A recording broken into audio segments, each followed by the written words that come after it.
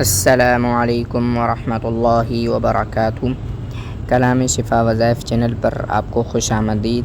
آج میں آپ کے سامنے حضرت حضور اکرم صلی اللہ علیہ وسلم اور صحابہ اکرام رضوان اللہ علیہم اجمعین سے ایسا منقول شدہ وظیفہ لے کر حاضر ہوا ہوں۔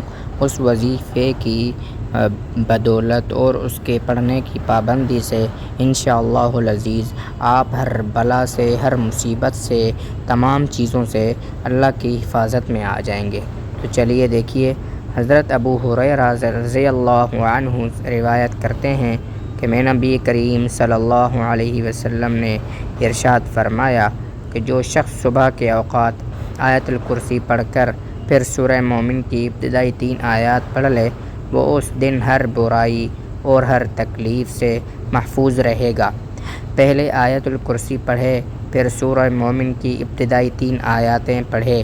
وہ آیتیں یہ ہیں: بسم اللہ الرحمن الرحیم، حامیم، تنزیل الکتاب من اللہ العزیز العلیم، غافر الذنب وقابل التوب شدید العقاب ذی الطول، لا الہ الا هو الیہ المصیر۔